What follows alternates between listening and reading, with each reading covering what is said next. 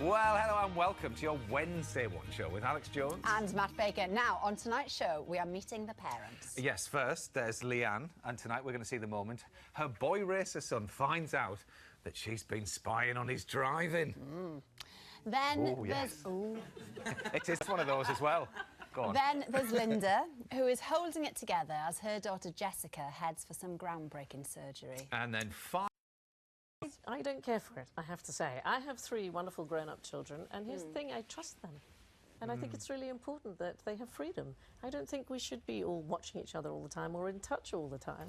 even if you had a child that was prone to driving into skips? She's not going to do it twice, is she? Did You do it twice? Not a skip twice. Don't mention the other things, Al. No. Well, what's your... Are you... I don't think it's a good thing, don't no. think that? No, I think we're moving so towards a nanny state that just would take it another step forward, no. But it's going to bring the You've cost brought of your insurance children down. up to be good citizens. You've Well, hoped of them up course. to behave properly. The adults. Yeah, and that's the whole point. They're grown-ups and now they must be free to get on. But knowing that she knows what I'm doing, but I don't reckon it'd slow me down a lot. So if having a black box fitted would save you 50% saving, would you have the black box fitted? No, I probably still wouldn't. 30 just bores me, like, a lot, like, But to the point I don't want to drive anymore. If I have a black box, I feel like I'm being watched again, and I don't like it. I'm really shocked to hear that a saving of 50% on your insurance and you still wouldn't get the black box. Yeah, definitely. Mum, what do you say about that? I think he's got more money than sense if that's the case. So, while it might be popular with parents, young drivers like Callum aren't so keen. But with black boxes likely to be a fixture on all new cars soon, it seems that Big Brother will be keeping tabs on us all, young and old. Well, thanks to Vicky Butler-Henderson for making the film. Callum looked pretty shocked there that his mum had been tracking him. Is it a good or a bad thing, do you think, Sandy? Where do you stand on this? I don't care for it, I have to say. I have 3 wonderful grown-up children, and here's the thing, I trust them. And I think it's really important that they have freedom. I don't think we should be all watching each other all the time or in touch all the time. Even if you had a child that was prone to driving into skips? She's not going to do it twice, is she? Did you do it twice?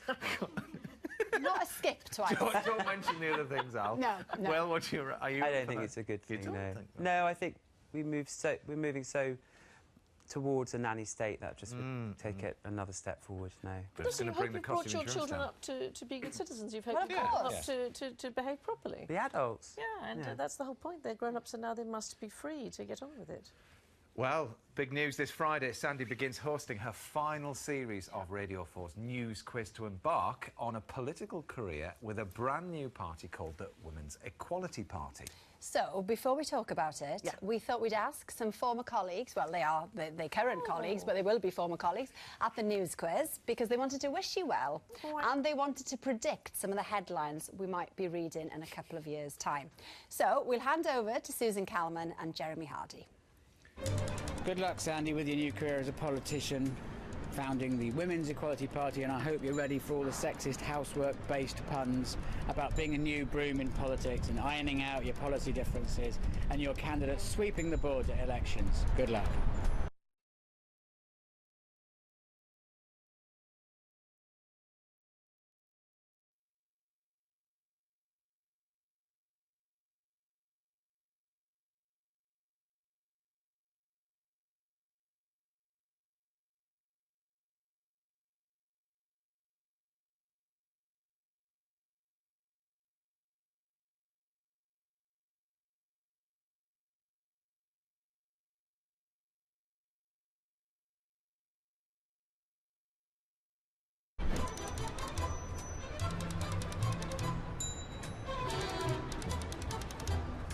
We'll miss you, Sandy.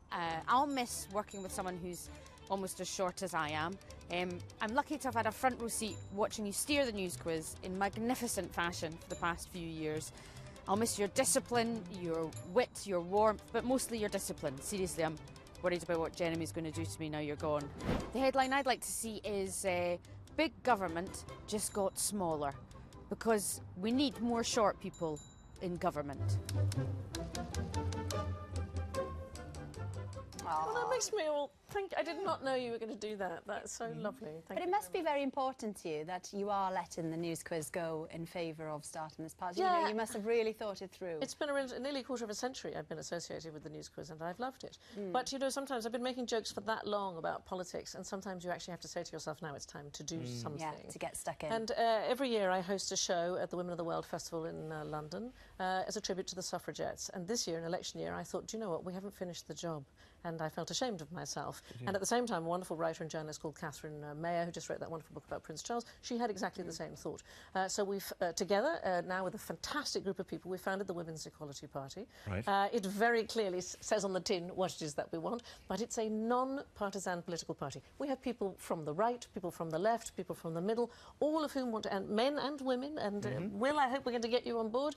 I'm a feminist. Yes, absolutely. Studied women's studies. Because you're exactly the sort of person, equality is better for everybody. You know, the world is in trouble, and what happens is we get a kind of strange choice between a political party says they're really good for the economy, and a political party says they're really good for society, and why don't we have a political party that's good for both?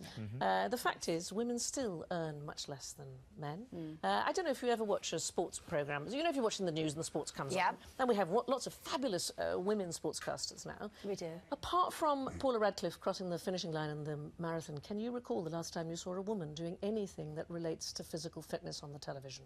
I can't recall a woman running or bicycling or playing a sport. Gymnastics? Nothing. Seriously, honestly, nothing. I suppose not the Olympics. Since, not since, yes, that's 2012. Yeah. That's the so. And exactly. You know, we have, for example, we have an obesity crisis. We did just cover the European Gymnastics Championships. I presented that. With No. I mean in the regular bulletins. I don't mean. I mean in an everyday bulletin. As in the actual news bulletin. Yes. So what they finish with generally. Yes. Right. It's very rare. In the last election, the number of men commentating on the election was 10 times as many women. The big thing, of course, is equal pay. Yes. On average, women in full-time employment make 10% less than men. Women in part-time employment, 35% less. The Equal Pay Act was 45 years ago. Do you know what? Too slow. The change has been too slow. And how much of your time is this going to take up, Sandy? I mean, are you still going to do TV? I'm still going to do my wonderful 15 to 1, which I absolutely love doing. I'm not going to be the leader of the party. That is not my intention. I'm very much trying to kickstart it. We don't launch until September. But we, on our Facebook page, we already have more than 20,000 people who think that this is the way forward. This is going to be... We're not going to fight with each other. You know, when you watch Prime Minister's questions, you're sort of embarrassed about the political system. I mean, PMQs couldn't be more bad-tempered if it was called PMTs. It really is... It isn't the way to get things done, is what I think. And exclusively... Let's see the logo. Just for you, this is the logo for the new Women's Equality Party. The suffragette colour. It's the suffragette colours. Come and join us. We want as many men as women. We don't care which party you come from. You can be a Tory, you can be Labour. Let's all work together instead of fighting each other. Good. That would look good in an Ordnance Survey map as well, that icon, wouldn't it? It would, darling. It would be very fine. There we are. The party political broadcast is over. You can come and join us, both of you. Let's see then how Team Sandy, on that note, are getting on. The Ramblers, that is. Now then, where are they? Do we recognise? Oh, they're very close. Oh, yes. That's round the corner. That's 2 streets away from here. That's I recognise not far. it. There's a good clothes shop just to the left down there. Yeah. All right, good. Yeah. I don't know if they've stopped there. What about Team... You're inside. Is that inside the BBC? Come on, my babies. Come back to Daddy. Where is come on. Come on. It's building. The ring building. Oh, hang on, they're not yet. Oh, they're outside again. That was very exciting for a moment. Now the question. I didn't think they were in the corridor outside. Stay with us. Stay with us. Anyway, in the meantime, time to see how Jessica is getting on as she prepares to head to hospital for groundbreaking surgery. Yes, Jessica's spine is twisted through scoliosis, but a brand new bit of technology could help to change her life. Jessica, we have to pack. It's a big day for 10-year-old Jessica Ansong.